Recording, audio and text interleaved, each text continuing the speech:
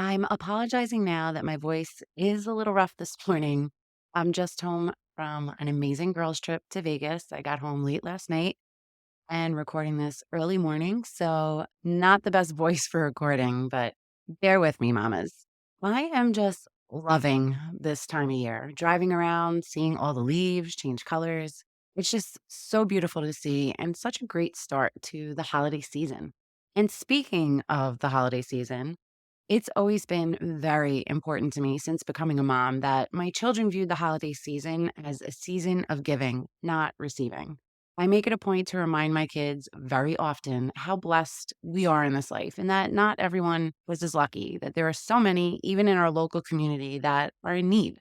As human beings, we should be helping each other. There is so much going on in the world that I'm not going to get into in this episode, but it all comes down to labels put on people. When you strip those labels away and get down to the basics, we are all humans. And regardless of what your label is, if you are in need, then as humans, we should be helping each other out. And as moms, we should be trying to raise good humans. And how do you do that? I'm glad you asked. In today's episode, I'll be sharing what I do with my kids this time of year to teach them how to give back to their community and those in need around the holidays. Are you feeling overwhelmed trying to juggle all the many hats you wear as a working mom? Do you want more quality time with your family without distraction of work and time alone to take care of yourself and your needs? Welcome to Mom Wife Career Life. I'm Kerri, a wife, mom of three, and a recovering perfectionist.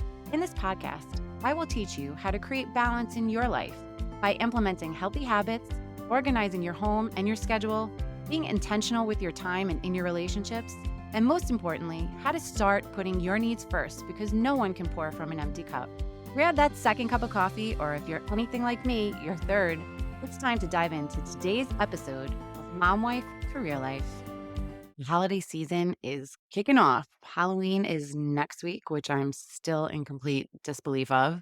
Thanksgiving is only 4 weeks away, and deep breath, Christmas is 9 weeks away. But this is my absolute most favorite time of year. Although I am starting to love summer more and more, but this time of year is just special. I love celebrating, I love the festiveness, and I love how much nicer people seem to be to each other. It's so easy to get caught up in the commercial aspect of the holidays, but as moms, it's our job to teach our kids that the holidays are not about material things. It's about giving. And seeing how the smallest acts of kindness can brighten someone's day is such a better gift than anything you can really buy in a store. Today, I'm sharing what I do with my kids this time of year to teach them how to be good humans. So let's get started. Number one, lead by example. The best way to get your kids involved and in the spirit of giving back is for you to lead by example. If they don't see you helping people, donating items, donating your time, older your kids get, the more they will start calling you out on the things that you are doing or not doing that you were telling them to do or not do. And side note, this is especially true when it comes to being on your phone. So lead by example. Number two, talk to your kids about the importance of giving back. If you don't talk to them about the importance of helping those in need, then start today, but make it age appropriate. You can then discuss different ways to give back and make a list of the things you want to do as a family. You can use the items that I'm going to list today, or you can come up with your own. Think of different things you can do in your community, for your neighbors, if you belong to a church, a synagogue, or whatever place of worship, any local nonprofits, and let your kids share their ideas. They really may surprise you with what they come up with. The rest of the list are things that we do as a family that have now become traditions that we all look forward to. Number three, painted pumpkins for seniors. I actually started this as an event with my Girl Scout troops, which both of my girls are a part of, but I also have Michael paint one too. You can do this just with your family. In our town, we have a lot of Girl Scouts, so that's why we made it an event. And we have the Girl Scout troops donate painted pumpkins. We pick a Saturday kind of close to Halloween, and we set up a painted pumpkin patch in the common area of one of our senior living facilities in our town. This year, we have over 100 painted pumpkins being donated. It grows bigger and bigger every year, which totally lights me up. Some years we do a little mini fall festival and have a few games for the seniors to play and give them chocolate as prizes because they love their chocolate. The seniors love seeing all the painted pumpkins, and it adds a little holiday festive spirit to their rooms. If you do this as a family, you can either drop them off at a senior living facility or you can call and tell them that you would like to donate pumpkins and you would love for your kids to actually give them to a needy or lonely resident or just a resident that's having a tough time. But just a warning, if your kids are not used to being around the elderly, prepare them ahead of time. Some are hard of hearing, so they may need to talk louder. Some may have memory issues, so they may repeat themselves. And some may not have control of their bodily functions. We've done a lot of events with seniors, and my kids have been exposed to a lot, so they're used to it. And they know the appropriate ways to react, which is pretty much not to react at all. So just have those conversations first. Number 4, Halloween candy collection. With Halloween being next week, this is a big one. For the past couple of years, we've done a Halloween candy collection. I post on our local moms group that we're collecting candy. I put out a collection box on my porch, and you'd be surprised at the amount of candy we collect. It's also a great way to get rid of your candy so you're not eating it. And I know I'm not the only mom that digs into their kids' candy when they're not around, so get rid of that candy. I let my kids pick out a good amount of candy and then we donate the rest. We sort through the donated candy. Anything that's chocolate gets put in one pile and the rest gets put in another pile. We donate the non chocolate candy to the troops.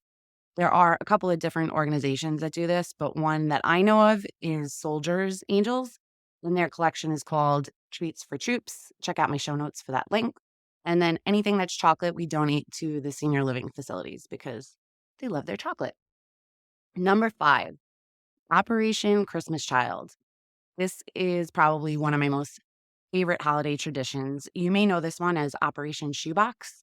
Operation Christmas Child is run through Samaritan's Purse. They collect shoeboxes filled with new items for kids and they deliver them all over the world. You basically pick a gender and an age range and fill a shoebox with different items from toys, school supplies, and personal care items. I've been doing this since Michael was an infant, possibly before. Every year, the kids pick who they want to donate to, and we bring their shoe boxes to Target and Five and Below, and they just buy a bunch of stuff. Five and Below is good for like coloring books, cute hairbrushes, Play-Doh sets, and mini squishmallows. Target is good for pretty much everything else. I also make it a point to buy crayons, markers, and colored pencils during the back to school sales when crayons are 50 cents a box, and it all goes in our shoe boxes. We then wrap the boxes and bring it to a local collection center. The collection week is actually coming up. It's November 13th through the 20th. So if this is something you're interested in, start packing. The website is also in my show notes. You could check out the website to find out where the nearest collection center is by you.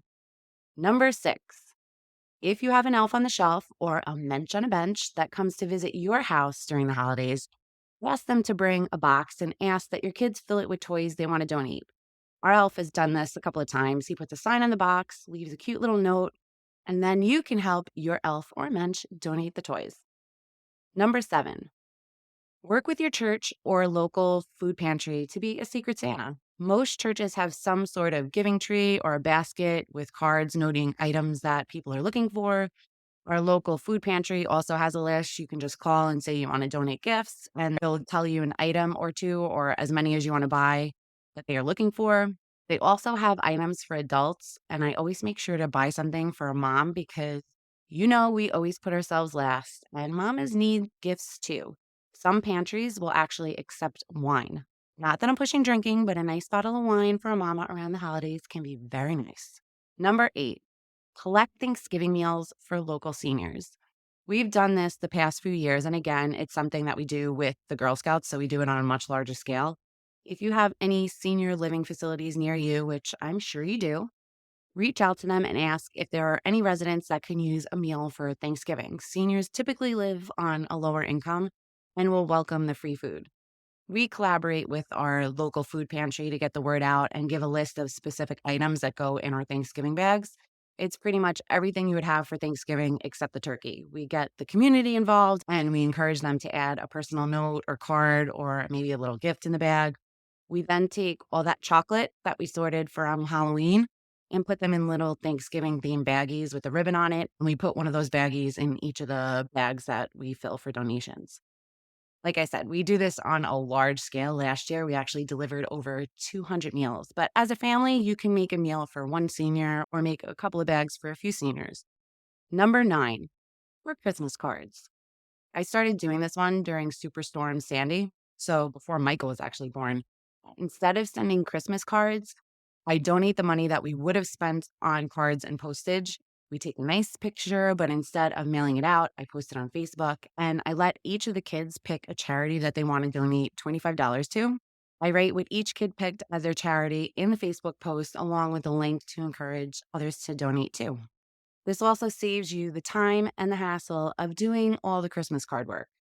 I also have a hard time sending people my kids' pictures knowing that they'll probably throw them in the trash. And I also have a hard time throwing cards out for the same reason. Number 10, gift some yummy Christmas baked cookies. Not sure if this is considered giving back. It's more of an act of kindness, which to me is just as important. This has become another one of our favorite holidays traditions. Like a lot of families, we have a day where we bake Christmas cookies. We usually just pick 3 different types, but I know families that do like 20 plus. We like to keep it simple. We spend the day baking, we package them up in themed cookie tin boxes that I usually buy at the end of the season. So I have a container in the basement that has a bunch of different size tins and boxes. We make bigger platters and deliver one to the police station, one to our fire station, one to our first aid squad, and one to our church for the priests. And then we make smaller tins for our neighbors and we go door to door at night and deliver them. We wear Santa hats and sing a little Christmas song when they open the door. Some may think this is completely cheesy, but my neighbors get a kick out of it. Number 11, pay it forward. This one I do randomly throughout the year, but I also make sure to do it around the holidays. If I take the kids through a drive through, I pay for the person behind me. I don't do drive throughs that often. And I think the most I've actually paid for someone is around $15. But you could ask the cashier how much the person's meal is behind you and see if it's within your budget. But my kids get a complete kick out of watching out the back window to see the person's reaction when they find out we paid for their meal or their drinks. And we kind of hope it starts a chain reaction. We don't know that it ever has, but again, it's about giving, not receiving. So when we do this, I try to teach my kids that you don't always have to see the good you're doing, just know that you're doing good. Number 12. This is a bonus tip, and it's not really something we do. It's something we did when the kids were little, but it's just to give you more ideas. You could really do anything at a senior living facilities with any aged kid. You could have your kids go and sing holiday songs, do a craft like make an ornament, read a children's book.